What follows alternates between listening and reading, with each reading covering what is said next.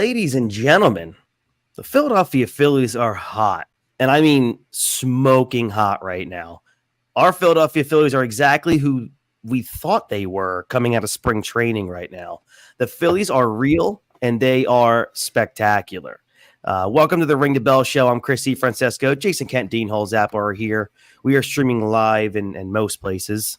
Wherever you've been watching us before, that's where we are right now. The Phillies are fresh off of a weekend sweep of the St. Louis Cardinals where they outscored the Redbirds 22-3 and out-hit said opponent 34-9. Just an amazing showing from the Fightin' Phils, who are now season best, 14 games over 500. They hold a 3.5 game lead in the top spot in the wild card. Having said that, the Phillies have been playing just damn good baseball for a while now. So here's some numbers. Like I said, they're 14 games above 500, which is a season high. They were 7 games below 500 on June 2nd. Since June 2nd, the Phillies have a 645 win percentage. So before we run through the weekend and talk about the hot spots, Jason and Dean, the people want your thoughts on the weekend. Jason, we'll start with you and then Dean right after. Jason, what a weekend, man. Man, not much to complain about, right? So we expected a sweep. We really wanted them to sweep the Giants. They took 2-3. So they won that series. And they come in this weekend against a team that's just not a good baseball team, and they really handled their business. What really impressed me the most, I still think, is Aaron Nola, who seems to be catching his stride at the right time. So you hope he can carry this in. But we were there, was it Monday night against the Giants? Yep. He looked good.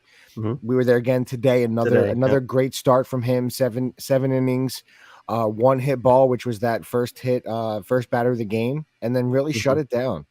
And they did what they're supposed to do. So you really can't complain about much. I know I messaged you guys yesterday, kind of busting on Bryce, but they handle business. So you have to be satisfied with the way this weekend played out. Sure. Dean? I really can't complain about anything. I'm very hard on Nola, and we were kind of going at each other before we came on air and stuff like that. But I will give him props. He's had 2 great starts, and this is a time where he needs to start doing it. He's notorious for falling apart at the end of the season, so don't fall apart now, because I'm on your ass, Nola. So, Dean, do you think last September could be playing into this now, though? Like, he pitched really well last September, right? Like, now he has to at least have that confidence, right? Because I know you're not a big Nola guy, but he's got to be playing. It's got to be good for his psyche. I guess. I mean, it shouldn't take him all season to hit his stride, though. I mean, he's been our worst starting pitcher all season. And it shouldn't take until the last 2 weeks of August for you to actually put out great starts. Like they're consistent great starts. So yeah. So do this for the month of September, and maybe into the beginning of the playoffs, and I'll buy into the Aaron Nola thing for the rest of this season. But I mean, I have no reason to think that he's going to be consistent like this. It's really what it is. Yeah, great. You gave me 2 great starts in August. We'll do it when it counts. Do it if we make it to the World Series again. I don't want to see you give up 5 runs in the 2nd inning in Houston again in game 1 of the World Series. Fair point. Yeah. So staying on Kyle Schwarber though, baby. Woo! We'll get to that offense in a little bit. So let's just focus at the top of that rotation, which was Zach Wheeler and Aaron Nola this weekend. Combined, these 2 guys went 14 innings, 4 hits, 1 run, 1 earned, 1 walk, 19 strikeouts, an ERA of 0.64, and a WHIP of 0.36.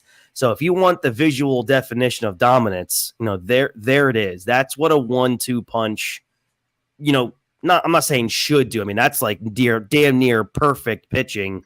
But 14 innings, 4 hits, 1 run, 19 strikeouts. You want a 1-2 punch.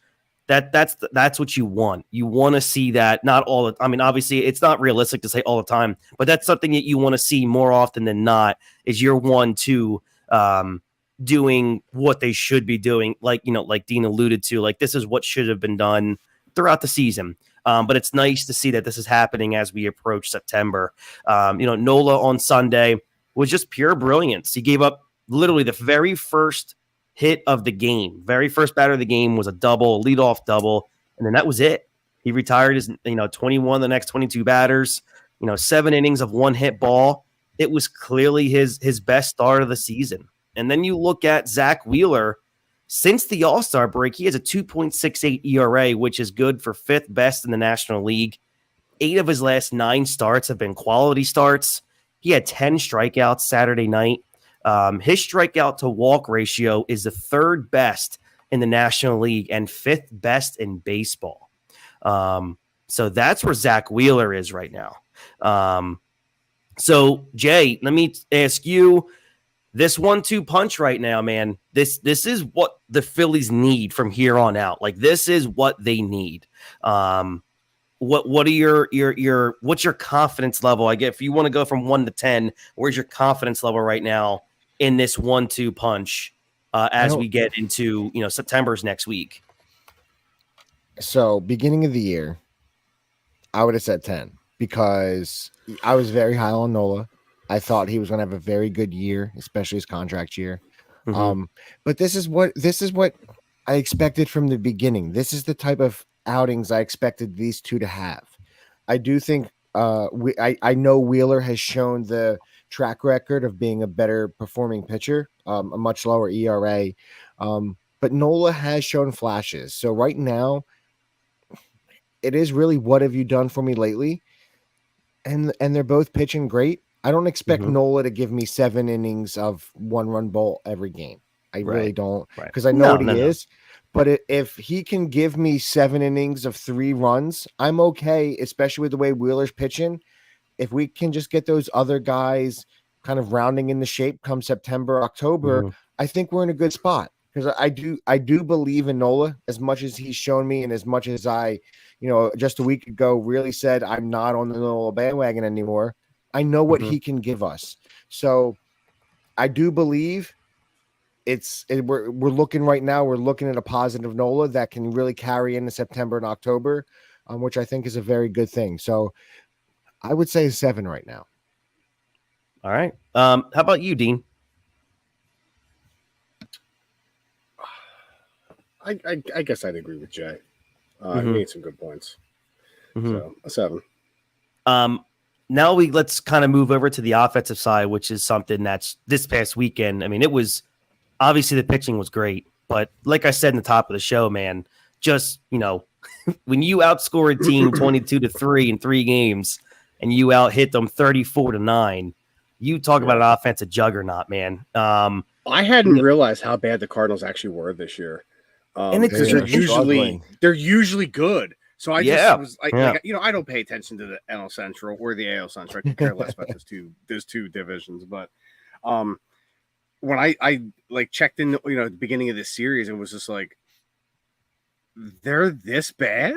Like, I was shocked. I was like really shocked. I was like, oh, this needs to be a sweep. This team is bad. This can't be anything but a sweep. And let's just start it off with Kyle Schwarber. He had a 7th leadoff home run today, very first pitch in the bottom of the first. Buddy. The Phillies have won all 7 games he has led off with a home run. He has a 6-game streak right now with an extra base hit in each of those games, which is the longest stretch of his career. And furthermore, it was the 27th leadoff home run of his career, his 14th with the Phillies, and again, the 7th this season. In the last 18 games, Schwarber's hitting .275 with 9 home runs, 19 RBIs, and an OPS that's touching 1,200. So look, this dude right now, Jay, I'm going to kick it to you. As you know, I was going to with Schwarber. He's got 23 walks in August in 23 games, a near 600 slugging. I mean, best month of the season. I think he's batting like 260 this month as well. Yeah. So look, he is, we always said, Jimmy Rollins was the straw that stirred the drink for the Phillies for so many years at the top of that order. Right now in August, we can't talk about anything before August because it's already happened, but we can talk about right now. He's he is literally he's carrying the top of that offense right now, or he's helping it for sure.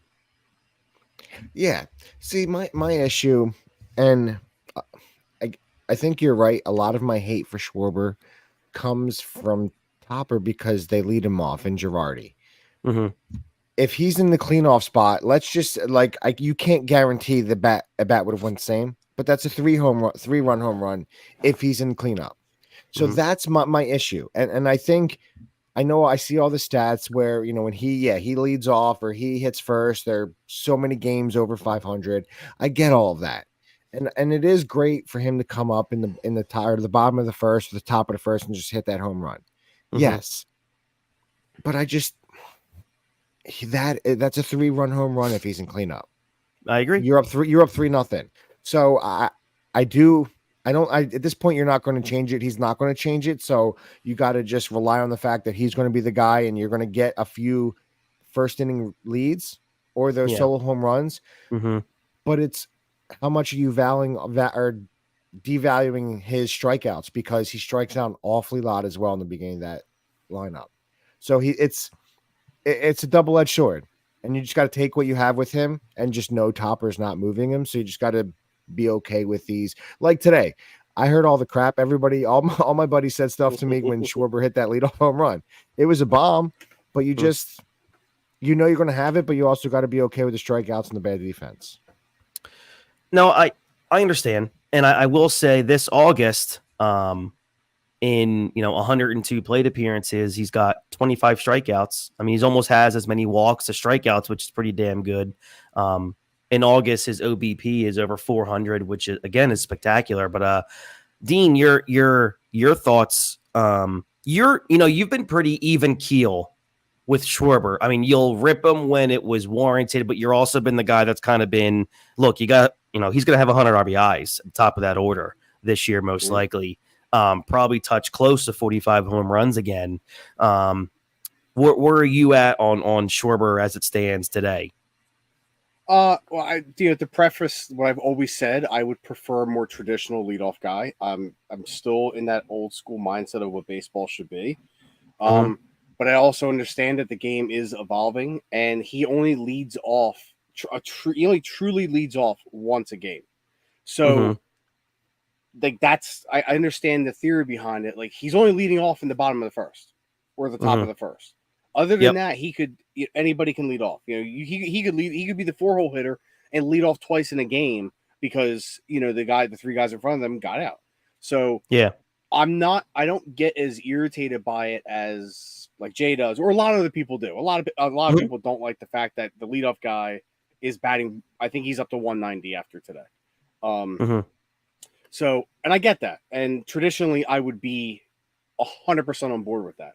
But you can't argue the dynamic of him on the leadoff spot. We're a winning team with him up there. And very much so. You can't change that, because there's just something about him up in that leadoff spot that this team just plays better with him up there. So why change it? You know what I mean? You saw him trying to change it earlier in the season. We were god awful. Yeah. And I made the prediction that we weren't going to make the playoffs. I'm probably going to be wrong, but he's got 100. He's probably going to have 100 RBIs this year. I think he needs 13, and there's still like 40 games left in the season, I think. So for sure. And you know what? I look at it this way. And I look at it this way, and this isn't I'm not slighting Schwarber what he's doing now, but I was thinking about this, and I was talking again, like Jay said, I know I was at the game today, and I was talking to my dad about the lineup, and I was thinking, we were talking like, how dominant it would be right now with how good Turner is hitting, how amazing it would be if they just flip-flop Turner and Schwarber right now. And you have Turner that leads off the game, gets on base, maybe with a leadoff double, right? Which, very good chance that he does often, because he can turn, like today, he turned that single into an easy stand-up double. Schwarber comes up and boom, you have a really good chance it's already 2-0. Or right away, you could hit a single and you got 1-0, the guy on first with no outs, and there's Bryce Harper. So there's a lot you can do when Trey Turner's hitting like this that, if you just want to flip-flop those two, Schwarber's still beneficial maybe in the 2-hole. And it's beneficial when you have that lights-out speed leading off like that. And again, same thing before. Leadoff single by Turner, steals a base on the next pitch. You still got a guy on second base with Schwarber up. So I still think it's something that they can probably play around with. But I don't think they're going to. They're, Topper has already been. Yeah, Topper's been very vocal that, the only thing that would take Schwarber out of that leadoff spot would be an injury. So it's just not something that's going to happen right now. Speaking of this month, the Phillies have already hit a franchise record 49 home runs, which is a massive reason why they're 15-9 in August, a 625 win percentage. Bryce Harper, the king of Philadelphia in August right now is hitting 360 with 19 RBI, 7 home runs in 23 games, a 721 slugging percentage, which is third best in National League, and a near 1,200 OPS, which is second best in the National League. So, look, right now in the last month and a half, Bryce Harper's been damn near the MVP of the National League, and this is just pretty unbelievable in the fact he's still dealing with a sore back, and whatever's going on in his elbow probably still too. Yeah, so Dean, I'll go to you.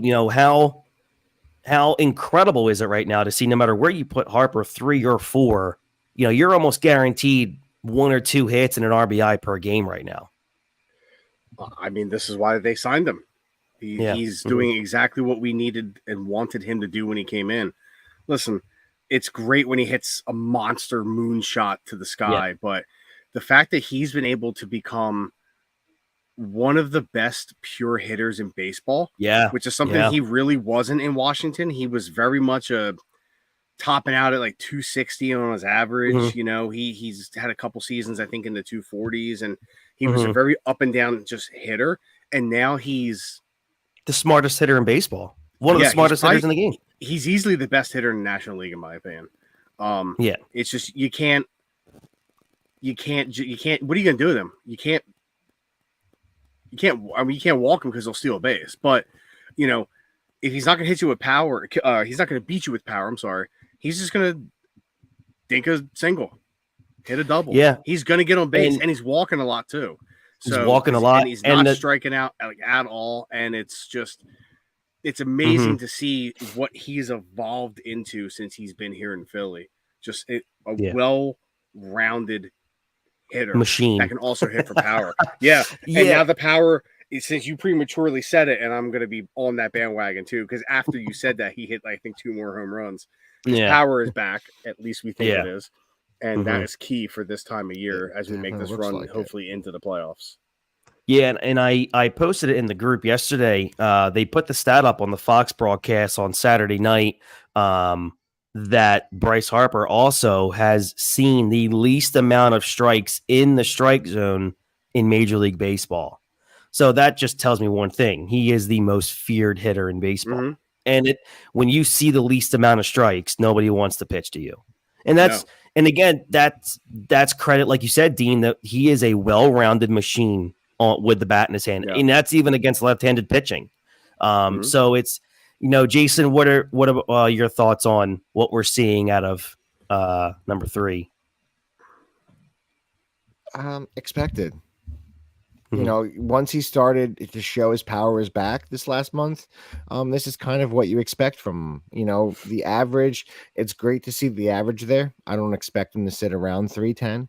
But when he's hitting the ball, he has one of the sweetest swings in the game right now. And he can put it to all fields. And when he's on, and he showed last year that he can really carry you through October. So you're just hoping he's peaking at the right time. Like you said, his power's coming back. He's all the concerns I think that we had early in the season about him being singles Harper, I think are completely gone. So that's something you're just excited about. I would really, and it's not going to happen, but I just think having a guy like Schwarber batting behind him could do so much extra for him just because of the fear you have for that. But I think it's also good because your other guys are hitting, so you're able to protect Harper a little bit better this season Mm-hmm. than maybe you have in the past, because you have those other guys that are knocking and Bohm's hitting, Stott's hitting. So you have those guys to protect everyone right now, and it's a really good thing to see. Yeah, and let's not discredit. I don't mean to cut you off, Chris, but that's all right. Good.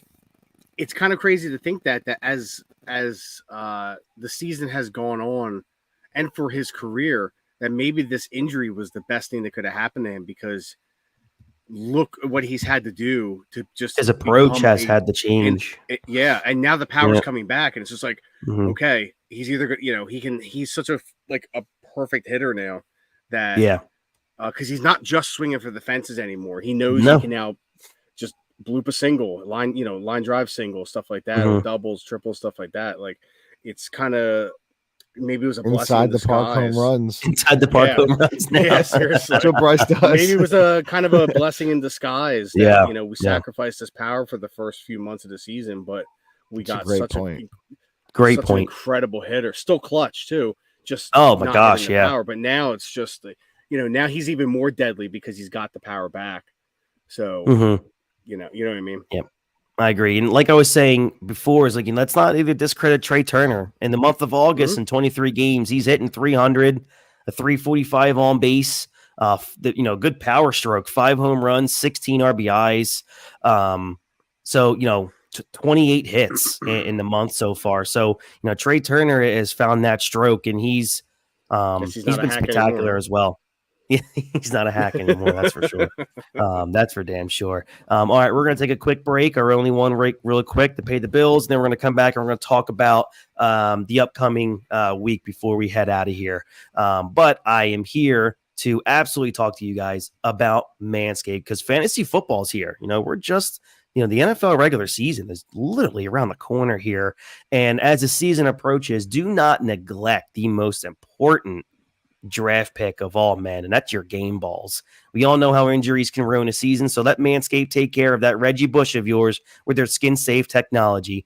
This should guarantee you have a smooth ride into the playoffs. The leaders in below-the-waist grooming have created a championship lineup with their Performance Package 4.0, and it's time for you to do the same. Join the 9 million men worldwide who trust Manscaped, and get ready for kickoff by go to manscaped.com. Get 20% off plus free shipping with our code BASEBALL20. Inside the Performance Package 4.0, you'll find a Lawnmower 4.0 trimmer, Weed Whacker ear and nose hair trimmer, Crop Preserver ball deodorant, Crop Reviver toner, Performance boxer briefs, and a travel bag. Again, head to manscaped.com. You get 20% off and free shipping with the code BASEBALL20. That's 20% off plus free shipping with the code BASEBALL20 at manscaped.com. All right, we had a pretty big series here. Jason comes back in from the shadows, and it sucks in a way, but it's, we're still going to be able to see Ohtani, I'm sure, in the lineup. And of course, Mike Trout does what he's done great in his career, and that's get hurt. So Trout's out for the series. And then, but we are going to most likely have a chance to see Ohtani hit, but Ohtani was supposed to pitch on Wednesday. Yeah, that was his next scheduled start, but unfortunately, Ohtani has another tear in his UCL and his pitching arm. Jay, man, this is a massive, massive hit to this dude with this with free agency coming. This might be his second Tommy John surgery. This is something that people got to be aware of, and I know us three have talked about a couple of times. At some point, he's going to have to choose.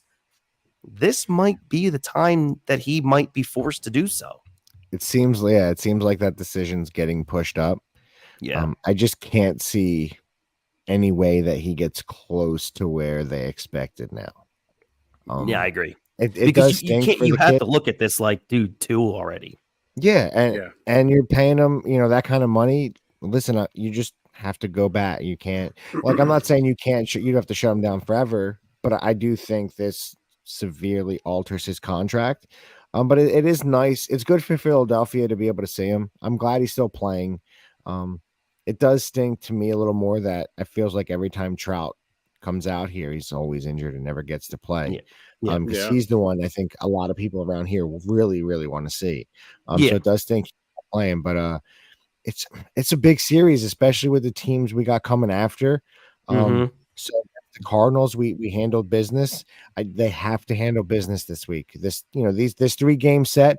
I really feel like it needs to be a sweep because the teams we coming after are division leaders and all wild card potential teams.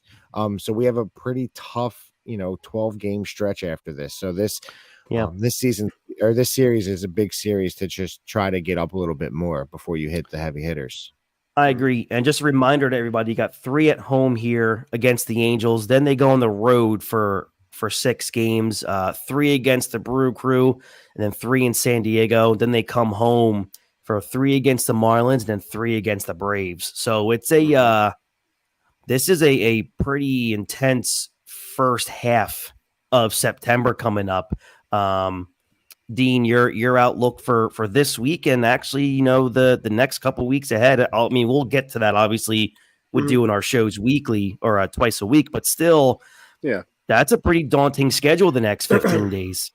Yeah, and that's what I was talking about last time I was on. Like this month of August really was key for this team because September starts off pretty brutal for us. So I think anything less than a sweep of the Angels is. I mean, winning a series is good, but a team like the Angels, they're not a very good team. They're never a very good team. You're not getting Ohtani against you on the mound. It's got to be a sweep. It's inexcusable. It's got to be a sweep. And I mean, it's a shame about Ohtani. But hey, it'll be like it was after his first year in the league. He'll just bat next year and still rock everything out of the park. So, but yeah, it's for me, it's got to be a sweep. It has to be a sweep. Anything less than that is a disappointment. It's not catastrophic, but it's a disappointment. For sure. Jason, what's your outlook for the week? 3 against Angels, 3 against Milwaukee. See, I'm going to be optimistic because I do like you said earlier, Wheeler and Nola are really putting in work. We don't see any of the heavy hitters really for Milwaukee. I could feel a 5-1 week this week. I think they're going to have a good week. I agree. I agree with what Dean said about Anaheim. We have to take a sweep there. That has to be. And I think we can take 2 or 3 from Milwaukee pretty easily with the way Wheeler and Nola are pitching, and they completely agree. Feel like they can keep it going. And I'm going to say the same thing, and I agree. I think this is a 5-1 week. I'm trying to find. I thought he played the Phillies as a hitter before. I guess not.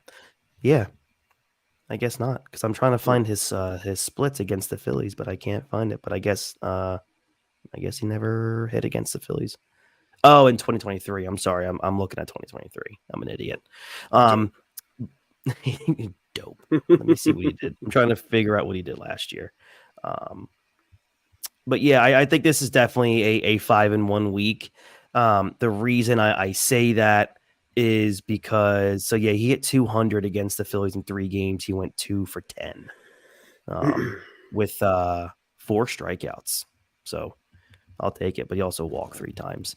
But hey, I don't care. Walk him. I think this is one of those weeks where this is a perfect opportunity because when you got Milwaukee coming, you got the Braves, you have San Diego coming up. I mean, San Diego's not what everyone thought they were going to be, but still, they always play the Phillies tough. I really can't wait, hopefully, to beat the crap out of them. But when you look at the Angels, it's like a perfect opportunity that if you can sweep this series, then it kind of leaves you open. Like, okay, if we lose 1 against Milwaukee, it's not a big deal. Yeah. But it's one of those things where you've been gifted the Cardinals this past weekend, and now you're being gifted an Angels team that's been really bad since the All-Star break. Ever since they were buyers at the All-Star break. Yeah. So you're being gifted these 6 games. Take advantage of this. Because, we've talked about this so many times before in the past. Sometimes the Phillies play down to their opponent. They didn't do that this weekend. And, you can bet your ass I don't think that's something they're going to be doing against the Angels either. So this is the perfect opportunity for the Phillies to really start broadening that wild card lead before you get into those dog days now of September, where the schedule gets tougher. Like we just said, it's going to get tougher. So this is a 3-game set. I think the Phillies really, really need. It would be amazing for a sweep. Again, I would love 2 out of 3 in a dominant way, but that sweep is there. I mean, it's right there for you. So let's just take care of business here and then worry about Milwaukee and then San Diego the following week. All right, so what's going to happen in typical Phillies fashion. They'll drop 2 or 3 to the Angels. They're going to drop 2 or 3 against the Angels.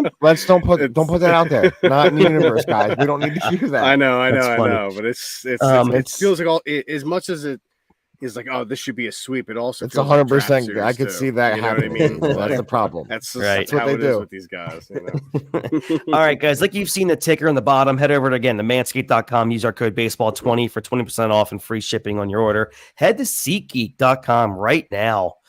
Use our code on the bump for $20 off your very first ticket purchase. You want to go to one of these Phillies games here to see Ohtani? SeatGeek.com. Use our code at checkout and you get $20 off. It's a big deal, trust me, because StubHub, SeatGeek, they just destroy you in ticket fees. So that $20 takes the pain off a little bit. So, and it helps us out also on the back end. So appreciate all of you who have been doing that as well. Follow us on Twitter at ringthebell856, Instagram at ringthebell856. And of course, like this video, subscribe on YouTube at ringthebell856. We try to keep everything uniform. And thank God I was able to do that. It took me forever, especially on Instagram, to get ringthebell856. So apparently there was another one out there that was dormant for like 2 years that I guess just been Instagram on the bump 609.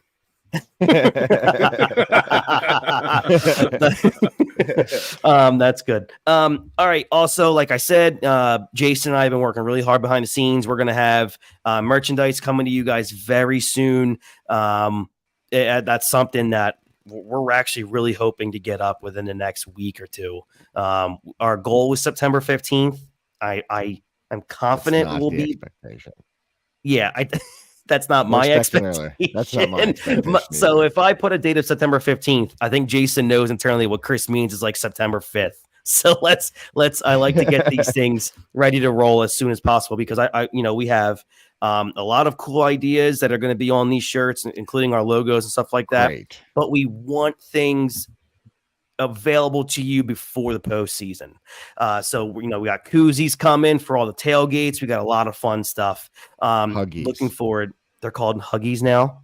I call them Huggies. That's right. Oh, you call them Huggies. Koozies. Okay. They're never I koozies. thought that's what you wear outside, or Huggies. Koozie is well, I the do. Name when I put on Huggies Exactly. because it makes things easier nowadays when you tailgate. I bet it does. When Jason's at the game baking and baked, it helps him out a little bit. So, all right. I'm Christy Francesco. That's Jason Kent, Dean Hall's Apple. Thank you guys so much. Big week ahead, like we said. Let's get another sweep, boys. Let's get another sweep. All right. Everybody have a great rest of your week. We'll see you back here Wednesday night after the Phillies and Angels game. And as always, go Phils. Bring it.